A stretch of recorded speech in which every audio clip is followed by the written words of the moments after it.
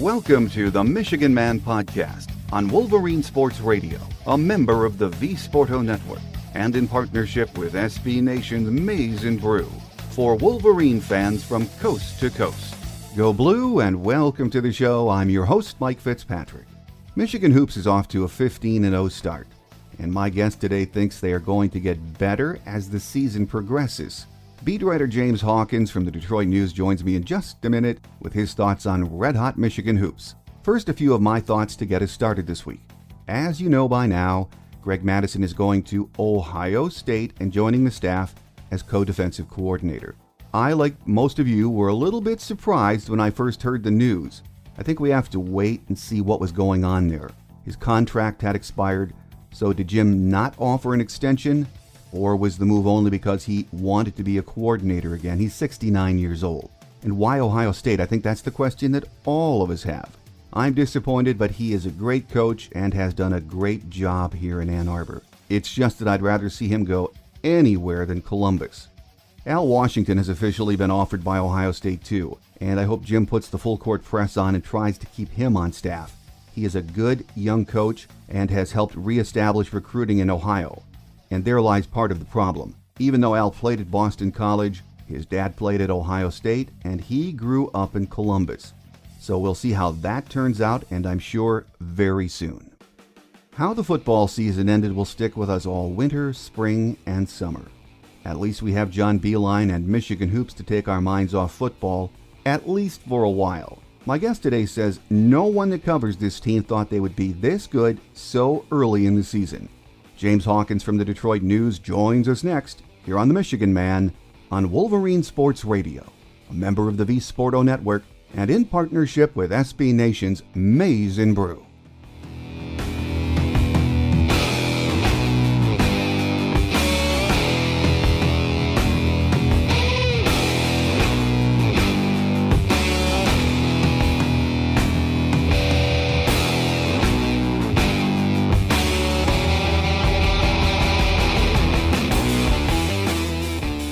Here with us on our Game Day segment this week as we turn our attention to Michigan hoops is beat writer James Hawkins from the Detroit News. Good to have you back with us, James. Good to be back, Mike. Well, you know, I was thinking this morning, I have to say I never thought Michigan would get off to a 15-0 start, but once again on Sunday afternoon against Indiana, a very impressive win, James, on all levels, wasn't it? Yeah, definitely. I mean, Michigan was able to kind of set the tone from the tip. I mean, this was going up against Indiana. I mean, look, they got two of the premier players in the Big Ten. They have one of the best freshmen in the nation in Romeo Langford. They got one of the best big men in the Big Ten in Juwan Morgan. You know, they're a top 21 team. They were coming in on they were kind of riding a 7-game win streak of their own. And this was kind of the type of test that Michigan hadn't had in a while. I mean, if you look at kind of December where, you know, they were kind of finishing up the non-conference slate and they were just trying to get through there, playing, you know, the one game a week, you know, playing against the likes of, you know, Air Force, Western Michigan, Binghamton, just trying to kind of survive and get through that stretch. I mean, this game against Indiana was kind of, you know, top 25, you know, opponent, has, you know, comparable talent to Michigan. Kind of their biggest test they had maybe since, you know, they played North Carolina or Purdue. And I mean, they kind of handled the Hoosiers with relative ease. Like I said, they kind of set the tone right out the gate. Kind of punched the Hoosiers in their mouth. They rattled off that, you know, 19-4 run to kind of jump up 19 early in the first half, and they just really never let down. I mean, granted, Indiana, they kind of made a little run in the second half. They kind of cut it to single digits, but I mean, every time it seemed like Indiana kind of, you know, pulled within distance. You know, Michigan was just able to throttle it back up with relative ease and just kind of push it back to 14, 15 points and then just kind of, you know, coast to their 15th straight win. Well, at the start of the season, you know, I was not sure what we were going to get on a day-to-day, game-to-game basis from Jordan Poole. But again, he had 18 against IU on Sunday. He has been very good so far this year. His game just keeps developing, especially defensively, doesn't it, James? Yeah, I think it's kind of funny. It's kind of, I think we've all forgot about the start to the season he had where he kind of got off. I think it was what he shot open 1 for 10 from three-point range, and then he was in single digits for those first 5 games. But it seems like a long time ago, and he has arguably been their most consistent player. after those first 5 games.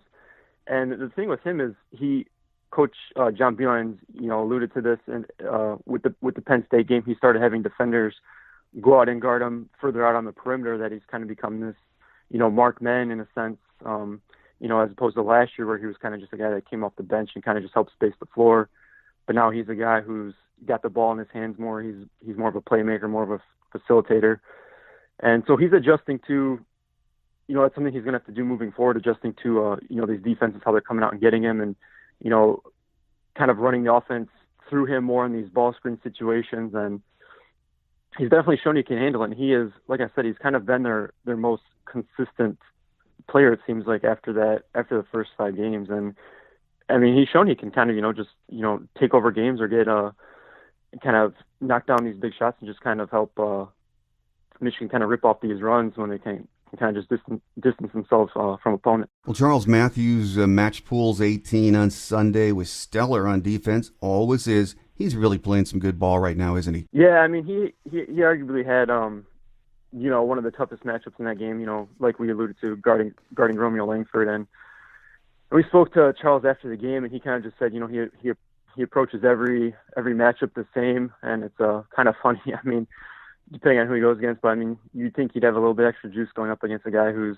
maybe considered to be a lottery pick, at least a consensus first round pick. But yeah, I mean, he said the one thing the coaches maybe worry about with him is, when they play these lesser foes, I guess, so to speak. But I guess whenever it's kind of a big game, that's you never have to worry about Charles and him and Jordan. They really set the tone for Michigan in that first half, where they kind of, really put Indiana on their heels and put them in a hole that they weren't able to dig out of. And I mean, on Indiana's first possession of the game, he kind of set the tone for the entire game when he kind of jumped the passing lane and tipped the ball out and was going to get a fast break dunk, but until Langford had to foul him to pick up a foul, 36 seconds into the game.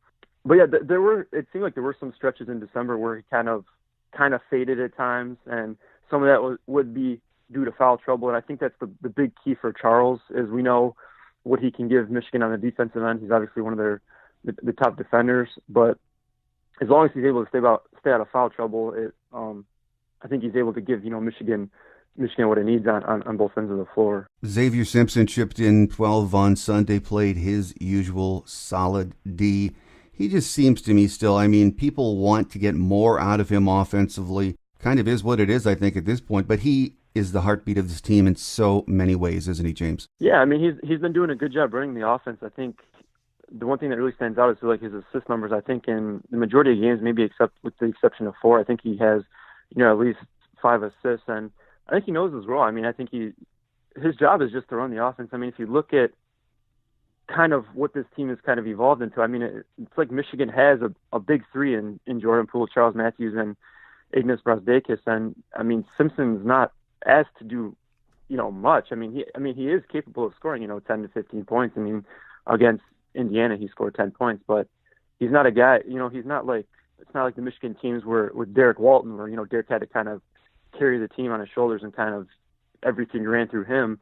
I mean, I think Xavier knows, his role. I mean, he's doing a much better job running the offense and, finding guys, getting guys in their sets. And yeah, the one thing against Indiana is, the scouting report, I think, has to be out on him. I mean, he's not really, a knockdown 3-point shooter, but he's still, it just seems like he's able to get by defenders with relative ease and get to the rim. And I think that's, like I said, I think that's pretty much out on him. I think people would more so be playing him to drive, but he's still able to just blow by guys and just get to the rim. And he had a couple of those patented running sky hooks against Indiana. And I mean, he was able to hit some buckets when, Indiana was kind of cutting it close, kind of clawing back. I mean, he's shown that he can step up and kind of hit a bucket to kind of quell momentum. But yeah, like you said, I don't think he's just not really asked to do too much. I think, he just sets the tone on defense and just disrupts the opposing team's offense. And I think that's his main job. And he just, he has that comfort level on the offense. He just kind of is able to run it. But I think when it comes to offense, like we said, I think there's just kind of those big three that Michigan has that's really is really able to carry the load for the Wolverines. One of those big three, you mentioned Ignas Brazdeikis, sort of an off night for him, which is a good sign for this team that you don't have to have all of these guys on at the same time. They overcome and compensate, but he is overall still playing at a very high level for a freshman, isn't he, James? Oh, definitely. The level he's playing at, I don't think many people maybe would have expected it. You know, it's kind of funny because it's like coming into the season, I think one of the question was, you know, is he going to start? And I think now the question 15 games to the season is he going to be here for 1 year? I mean, he's scored, you know, he's ripping off these 20-point games. He's Michigan's leading scorer. I mean, honestly, coming into the season, I thought maybe he'd be a guy who could score, you know, 10, 12 points a game. And he's clearly proved me wrong. I mean, if you look at the Penn State game, he was kind of the guy that helped really put that game on ice down the stretch. He really seemed to kind of just take over in that second half. I mean, he's clearly Michigan's the best player on Michigan's team when it comes to just kind of finishing through traffic, you know, getting to the rim, contorting his body, adjusting, and, you know, finishing at the basket. I mean, he does that with, it seems, with relative ease. And I mean, he's ambidextrous, so he can do it with either hand, so it's difficult to guard. And I mean, going back to that Penn State game too, he kind of showed, you know, his improvement as far as being an outside shooter, because he hit that corner three, I think with around 2 minutes left, and that kind of really put the game away. I think it put Michigan back up by 12 or something like that. So, I mean, he's shown strides. I mean, like we said, he's kind of improved as a 3-point shooter, and but yeah, he's definitely been much better than I thought he was going to be this season. And in the, like you alluded to in the Indiana game, I mean, he wasn't at his best, but I mean, I think that just shows why Michigan is so good when you can have your top scorer not be at his best. Granted, he was kind of saddled with foul trouble, as were several other people, but then, I mean, you have plenty of other guys who were able to pick up the slack, which is what, you know, Charles Matthews and Jordan Poole were able to do in the Indiana game. Well, Isaiah Livers missed a second straight game with those back spasms. Are they just being careful with him at this point, James, or was there much said about how long he's going to be out? Yeah, no, Coach Beeline said he doesn't expect it to be a long-term thing, but I mean, I've never had back spasms, so I can't really relate to, I guess, what Isaiah is going through. But it seems to be kind of a fickle thing. I don't think they want to rush him back. I think they want him to get fully healthy, because before the season, we kind of, you know, Isaiah Livers, I mean, he's been injured before, but not with back spasms, but last season he had that ankle injury where he was injured at Northwestern, and he only missed one game. But, I mean, before the season, Isaiah, you know, I asked him about it, and he felt like he rushed back too soon from that. And I think if you look back to last season, if you kind of look at before that injury and after that injury, it didn't seem like he was really much of the same player as he was, you know, after that injury. I mean, he wasn't, especially on the offensive end, he really wasn't able to give Michigan the offensive punch that he kind of was giving them beforehand. So I think they're trying to be cautious. It's kind of, I mean, he was a game time decision against Indiana. He went through warm-ups. It seemed like he was really cautious. He wasn't really trying to push anything. He was more so kind of just trotting through everything, you know, kind of, I wouldn't even say half speed. But I think, yeah, definitely they don't want to rush him back. But I mean, they have time before their next game. I mean, they don't play until they play at Illinois on Thursday, so they have a 4-day window here to kind of, I guess, get him back to health and get him treatment to see if he can play. And I'm not sure if it's something that, you know, is gonna just go away. Like I said, I'm not a doctor, so I don't know what the solution is. But I don't know if it'll just be something where it's just him having to manage his discomfort until it goes away, or kind of what's the plan. But I mean, with this, you know, with Livers being out though, kind of, you know, an opportunity arises, and you know, we kind of saw what Brandon Johns Jr. did with it. He kind of had a standout game, kind of gave Michigan what they needed against Indiana, especially due to the foul trouble where the Wolverines were forced to dive deep into their bench. And, you know, it could be Liver's injury could be something where, it makes the entire team better. Coach Beilein kind of pointed to last season when Mo Wagner got injured, and he was out a couple games, and that kind of helped John Teskey get better. So I guess you could look at Liver's injury as kind of maybe I guess if you want to spin it in a positive way, it could, help this Michigan team. I mean, it's gonna, like I just said, in this Indiana game, it forced Brandon Johns to kind of play more, especially with the foul trouble that John Teskey and Austin Davis got in, and it could be I guess a blessing in disguise moving forward. Michigan having to develop their bench. I mean, because that was one thing in the non-conference season towards the end of it, that Coach Beilein pointed to that they wanted to kind of do was build up on their depth and develop their bench. But, the way the games unfolded, it really didn't allow them much of a chance to do that. And I think with Livers being out, it kind of forces Michigan to have to do that. And so I think, like I said, if you want to put a positive spin on it, it's kind of opened up the door for Brandon Johns to kind of make his case here. And I think he did a good job of showing, I guess, at least a glimpse of what he can do against Indiana, where he was able to kind of take that test of going up against Juwan Morgan, which is not an easy feat by any means, but I think he gave Michigan a spark, and I think he finished with season highs with 8 points and 8 rebounds and very productive minutes. So that, like I said, I mean, whenever they're able to get Livers back, that's obviously going to be huge. But I mean, at least just for this Indiana game, they showed that it's just a good sign moving forward that Brandon Johns kind of gave the minutes that he gave. Well, absolutely. I mean, you want Livers to come back, but you do need to expand the bench. That's something Coach Beilein has been talking about, as you mentioned. But looking ahead, does Michigan need a 7, 8, or 9-man rotation by February or March if they're going to stay in this thing? That's a good question. I mean, I think the hope is that they're able to maybe get it to an 8-man rotation. Coach Beilein is kind of, he doesn't seem to be too concerned about guys logging heavy minutes. I mean, when you look at the Penn State game, the first game without Livers, I mean, Ignas Brazdeikis played 38 minutes. I mean, he played all but 2 minutes in that game. And I mean, the next day we had availability, and Ignas was like, he was saying, he's like, I feel fresh. He's more than welcome to carry a heavy load in terms of usage. But I mean, we all know that the Big Ten's a grind, and it's going to wear on bodies. So I think it's something that's worth monitoring going forward, especially the starters' minutes. I know Jordan Poole's been logging heavy minutes too. He kind of logged around the same amount of minutes as Iggy. I mean, he logged 38 minutes against Penn State, and then he logged 38 minutes again against Indiana. So I think it's just a big key of whether guys are able to handle it. But I think moving forward, it could just be.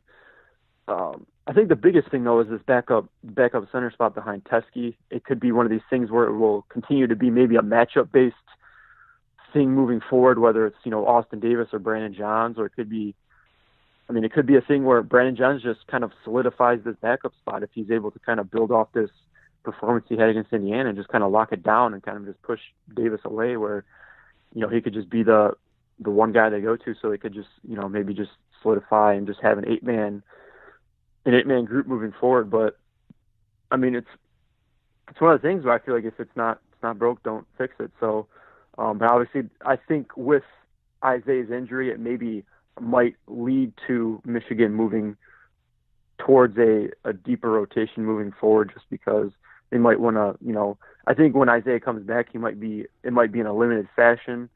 I don't know if he's going to jump right back into, his usual workload, maybe, logging like 25, 26 minutes a game. But yeah, I definitely think they're more than capable of, just kind of using this shorter rotation moving forward. But I think with Livers' injury, they might have to dive a little bit deeper. So, but I think they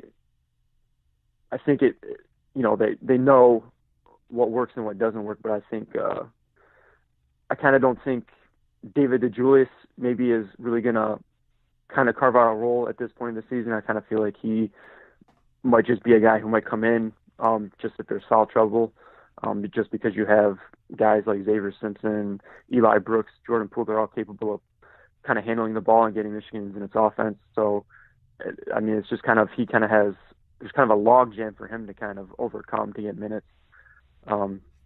So I think the one guy who could kind of maybe carve out a more consistent role moving forward would be Brandon John. So I could see Michigan maybe just sticking more with possibly an 8-man rotation moving forward. As you mentioned, James, and we know it's going to be a grind the rest of the way in the Big Ten, and I've watched as much Big Ten hoops as I've been able to in the last week, and then in December in between football. You know, when you look at the teams in this conference and the high level of play, I mean, there truly is, especially on the road, no night off, is there? No, I mean, the Big Ten's always a grind. I mean, you just look at, I mean, it's so hard to win on the road. I mean, just look at Michigan's one lone road game that they had against Northwestern. I mean, they had to survive a last-second shot just to pull out a win there. And then, I mean, look at what Northwestern did on Sunday night. I mean, they used a late three-pointer to down Illinois, and Illinois is kind of, you know, I guess you could consider one of the bottom feeders of the Big Ten, and they were, you know, and they were seconds away from pulling out a win at Northwestern just like Michigan did. So it's kind of one of those things where, you know, you kind of just throw rankings and all that stuff out the window anytime you have to go on the road, just because, I mean, every team knows everybody so well. You know, every team, you know, there's so much more film at this point of the season, and in terms of scouting, the kind of teams they know what to do to take away your strengths and make you play left-handed. And I mean, Michigan, I mean, we'll see. I mean, they got Illinois coming up here on Thursday, and I mean, I guess looking at it, you could say, oh, I mean, that should be relatively easy. But like you said, I mean, nothing is really easy in the Big Ten. I mean, you can just see teams maybe going on the road and getting blasted, and then they go back home, and then they just, you know, annihilate a team at home. So it's going to be one of those things where maybe if you're able to just go 500 on the road, I mean, that's going to be a major accomplishment. I mean, I know heading into Big Ten play, Coach Beilein said he thought maybe a team that goes 12-8 would be good enough to win the Big Ten. I mean, I don't know about that. I mean, I think Michigan will probably have a better record than that. But I mean, yeah, the Big Ten is going to be a grind. It's going to be hard to win on the road. But I think if you look at Michigan's schedule, I think they actually have a favorable schedule. It's kind of how, you know, teams we see how teams are playing this season. I mean, if you look at the games where they just have to go on the road this season, it's just at Illinois, at Iowa, and at Rutgers. And I feel like those are all three winnable games for Michigan. And then the games that they have just at home, you know, Ohio State, Purdue, and I'm blanking on the third one. But I think it's kind of a more favorable schedule for Michigan if you just kind of look at their odds of, I guess, maybe winning the Big Ten regular season title. But yeah, definitely, I think if Michigan's able to go at least 500 on the road, that's definitely going to bode well for their chances. But as we saw, they've only had one Big Ten road game so far, and it went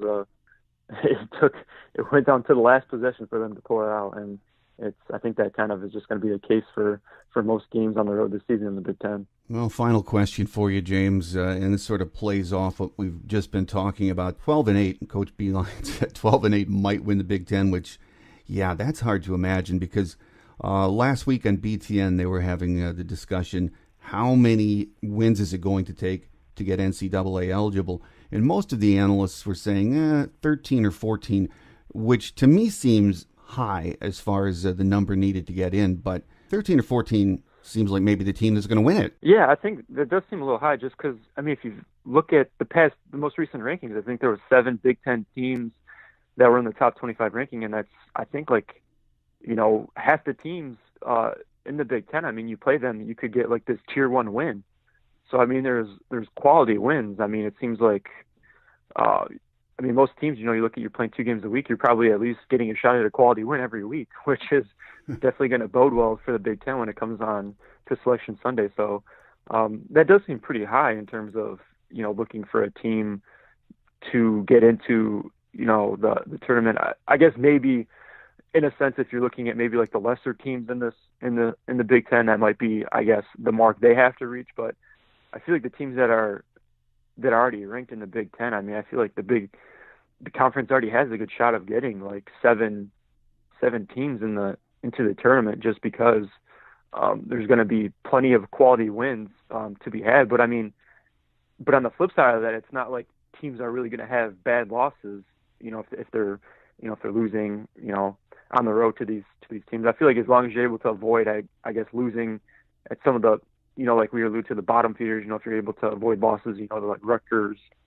or, Illinois on the road, which I guess you could deem not a, kind of a bad loss. I think if you're able to avoid those, but probably those would be worse at home, not even on the road. But I guess if you're just able to avoid, a home loss against some of the bottom teams in the Big Ten, I mean, it's not like a lot of these teams you lose to are really going to destroy your resume, so to speak. So, yeah, I just feel like there's plenty of quality chances for teams to pick up wins throughout this Big Ten season, and I think that's only going to bode well for the conference when it comes to the tournament. So, yeah, I think the 13-14 wins is a bit much in terms of teams kind of locking down a NCAA tournament spot. I think it might just depend on who they're able to beat at the right time. I feel like if you maybe even split it and go 10-10 depending on the team, but you're able to pick up some big wins, maybe road wins over these ranked teams, I feel like that would do enough to really, boost your resume, I guess, and maybe at least give you a chance of being on the bubble. Our guest today on our Game Day show has been beat writer James Hawkins from the Detroit News. It's going to be a fascinating and fun January, February, and March. We know that, James. So, as always, we thank you for your time, and we're going to have you back soon and see what's going on. So, you have a great day.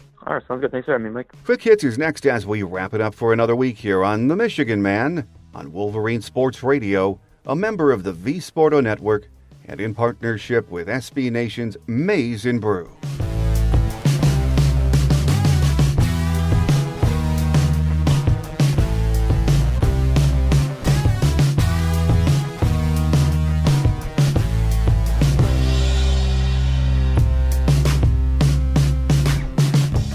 On Quick Hits today, basketball will be down in Champaign on Thursday night and back home on Sunday for a night game at Chrysler with Northwestern. Coach Kim Barnes-Arico and her team enter the week at 10-5 overall, 1-2 in Big Ten play.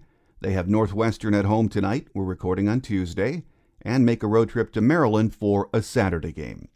Hockey picked up a big win in South Bend on Saturday in that very warm weather outdoor game. We'll be getting some missing parts back this week as our Team USA contingent arrives back in town. We have a home game tonight with Merrimack and then head down to Columbus for a pair this weekend. We are 7-6 overall, 4-2 in Big Ten play. Don't forget our free show app is available from the iTunes and Google Play stores. You can also hear us on Stitcher, iHeart, and Wolverine Sports Radio, so check them out. That will do it for this week. I'm your host, Mike Fitzpatrick. Have a great Wolverine week, everyone. Until next time, take care, and as always, go blue. Thanks for joining us today on The Meeechigan Man, here on Wolverine Sports Radio, a member of the V Sporto Network, and in partnership with SB Nation's Maize and Brew. Our listener lines are open 24/7 for your calls at 313-263-4842. That's 313-263-4842. Or email us at themeechiganmanpodcast@yahoo.com. That's themeechiganmanpodcast@yahoo.com. The Meeechigan Man podcast is produced at the studios of Robin Lynn Productions, Allen Park, Michigan, and is not affiliated with the University of Michigan. Go Blue!